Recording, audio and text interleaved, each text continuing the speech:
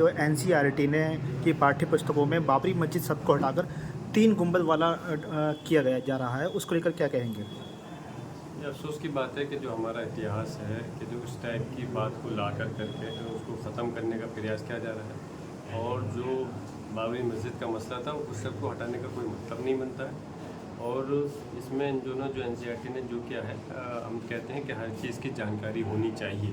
बच्चों को भी अगर आप कोई कोर्स लेकर के आ रहे हो तो उसमें पता होना चाहिए कि वो हमारी किस तरह से हमारा वो धार्मिक स्थल वहाँ पर हमारा था, और उसको बाद में किस तरह से बदल कर दूसरा धार्मिक स्थल बनाया।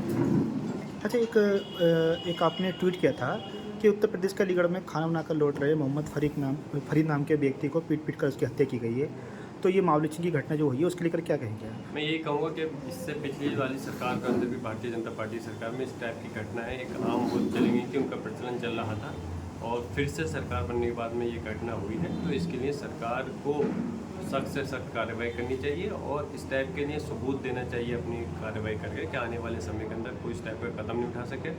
लेकिन अफसोस है कि उनके जनप्रतिनिधि ही इसको उन हथियारों को बढ़ावा देने के लिए उनके समर्थन में उतर रहे हैं। अब जब ऐसा होगा तो कैसे लोकतंत्र चलेगा, किस तरह से कानून चलेगा?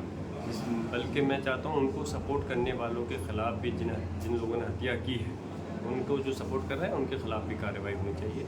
तभी हमें लगेगा कि इस देश के अंदर इंसाफ हो रहा है। इन भारतीय जनता पार्टी की इस नीतियों की वजह से ही इस समय ये सूरत हाल आज इस कगार पे आके खड़ी हुई है।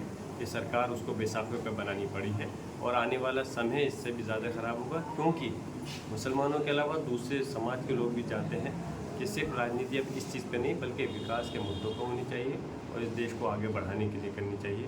तो जो अलीगढ़ की घटना है बहुत शर्मनाक है, और उससे कहीं ना कहीं पूरे प्रदेश और देश को शर्मसार होना पड़ता है इन सारी घटनाओं से। तो सरकार ये सुनिश्चित करे कि जो लोग इसमें शामिल हैं उनके खिलाफ हत्या का मुकदमा दर्ज होकर के, और शायद सिर्फ 4 की अरेस्टिंग हुई, बाकी जो बचे हैं 11 लोग हैं टोटल, उनको सबको कार्रवाई होनी चाहिए, और जो उनमें मदद करने वाले हैं उनके खिलाफ